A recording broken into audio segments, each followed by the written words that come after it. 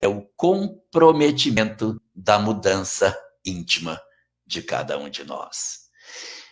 No corpo desta mensagem, que é muito curta, é possível pensar uma série de informações que são oferecidas por Erasto com relação ao compromisso do homem na direção do bem. Não dá mais para que nós sejamos como éramos antes. Para que você possa caminhar na direção do bem, você tem que fazer uma opção. Ou você permanece na condição dos que dormem com relação à vida espiritual, ou você desperta. Não há mais tempo para você ter um pé de um lado e um pé do outro. Não dá para você ter um pé na margem esquerda e um pé na margem direita. Nós somos, nesses momentos, convocados a nos definirmos. E essa multidão de ideologia maluca que o nosso mundo comporta é exatamente para que a gente se defina. Qual lado que você está? Você tem agora a possibilidade de se definir.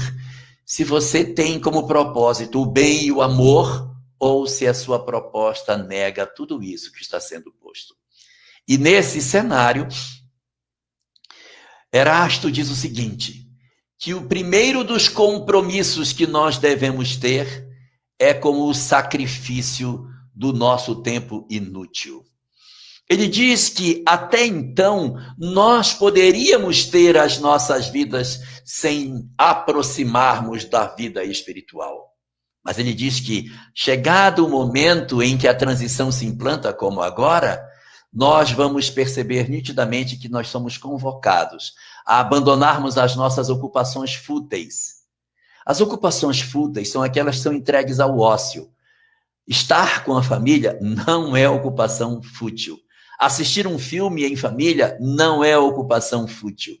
Ocupações fúteis são aquelas que estimulam em nós a nossa vaidade, o nosso egoísmo, o nosso orgulho, aquelas que no fundo das nossas ações não reside o bem. Mas estar com a família, vamos marcar um almoço de final de semana. Olha, uma ocupação fútil. Não é. Família é prioridade absoluta nas nossas vidas. Nunca será ocupação fútil estar com alguém que a vida nos concedeu para conviver. Estar com o filho, com a esposa, com a mãe, com o pai, com os irmãos, até com a sogra. Então, as ocupações nunca serão fúteis quando a gente tem a possibilidade de estar em contato. Eu estou brincando com o negócio da sogra. As ocupações fúteis. Segundo, os nossos hábitos. Nós temos muitos hábitos que precisam ser mudados. Hábitos que não nos conduzem para a leitura da espiritualidade. Hábitos que nos afastam da vida espiritual.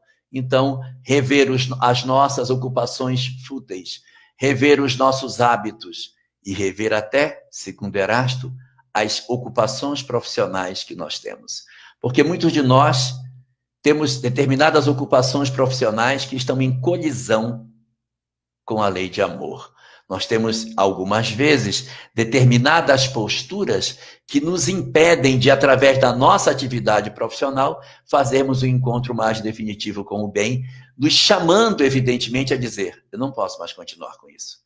Eu preciso mudar a minha profissão ou mudar a maneira de aplicar o meu conhecimento na minha profissão.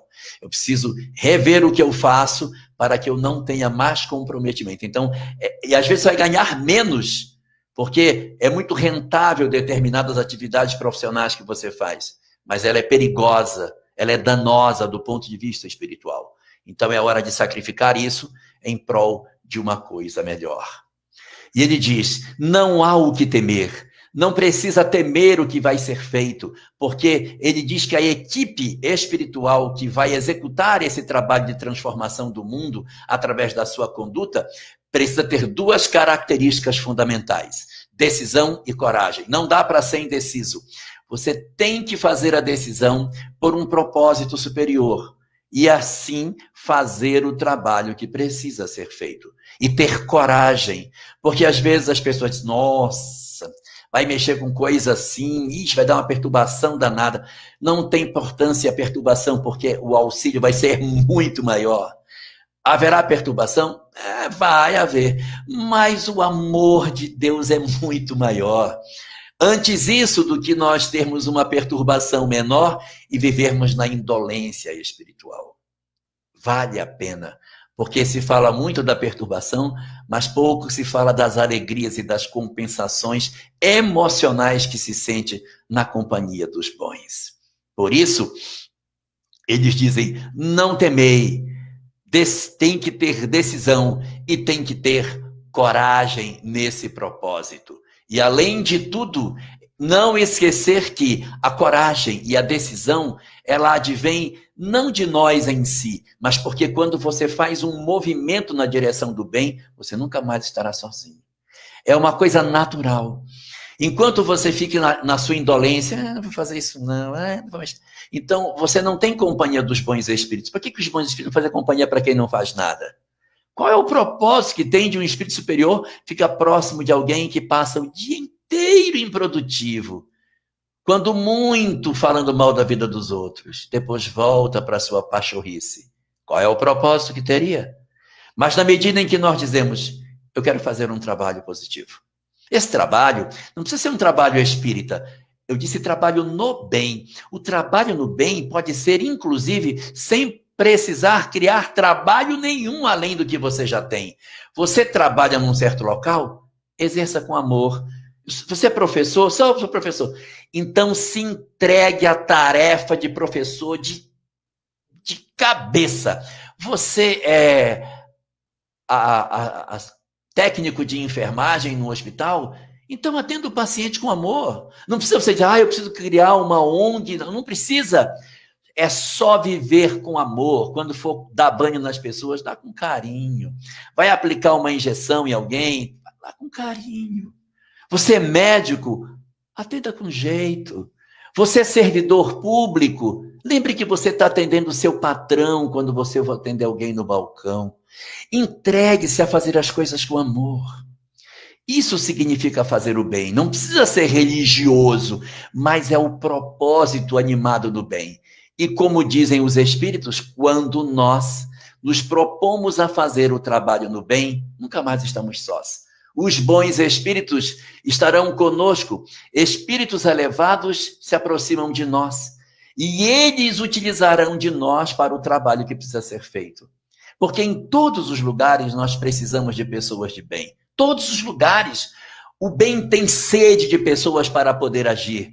Então, se eu tenho uma determinada profissão, um determinado ofício, naquele meu ofício eu posso ser útil ao bem. Então, por ali eu posso ser um canal. E se eu me predisponho a fazer isso bem feito, os bons espíritos estarão comigo. Se eu me proponho a ser, além de um profissional, alguém que explica, que ensina, que fala alguma coisa, que esclarece alguém, os espíritos então se servem, dando ideias, pensamentos, estimulando, dando intuições importantíssimas para o êxito do trabalho que se faça na direção do bem. Por isso, é isso que a gente tem que focar. É esse o trabalho que os espíritas têm para fazer. Não é ficar gemendo e dizendo, eu vou migrar, eu vou embora do planeta porque é o que vai acontecer comigo. Nada. É preciso